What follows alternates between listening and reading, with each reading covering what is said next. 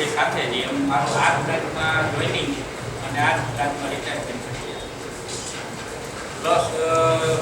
જામનગર પ્રોપરમાં વધારે રહેવાવાળું કદાચ એકમાત્ર ઓફિસર છે જામનગરમાં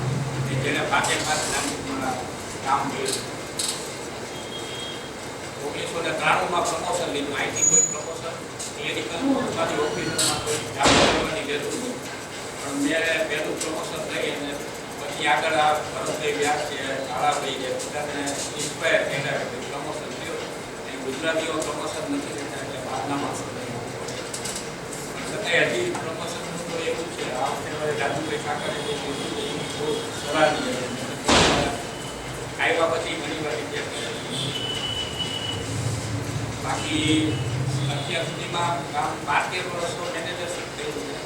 પણ જે છેલ્લા 12 મહિના અહીંયા જે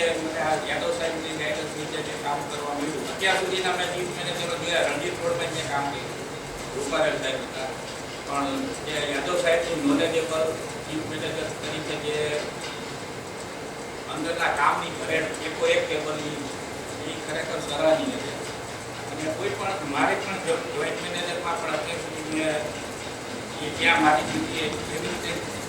કરેલી છે ટોટલી બધું લોકર મેં આ જે છે બધું થોડું થઈ ગયેલું બધું અપ ટુ ડેટ કરી દીધું છે લોકરના બધી ઉપર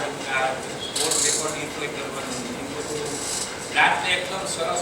થઈ ગઈ છે હવે આ બ્રાન્ચને મેન્ટેન કરવાની તમારી બધાની જવાબદારી છે અમે એને વ્યાસભાઈએ તો ઘણું પૂર્ણ કર્યું એમને યાદવ સાહેબ તો છે પણ હવે તમારે બધાને ખાસ જવાબદારી છે કે બ્રાન્ચને આવીને અત્યારે જામનગરની 4 બ્રાન્ચમાં હેવીએસ્ટ બ્રાન્ચ છે આ મેં આજે 1 વર્ષનો મેં વર્ક એક્સપિરિયન્સ કર્યો એમાં મને એવું લાગ્યું કે આ બ્રાન્ચમાં કામ સારું હવે બધાએ જે મને અહીંયા સાથ નથી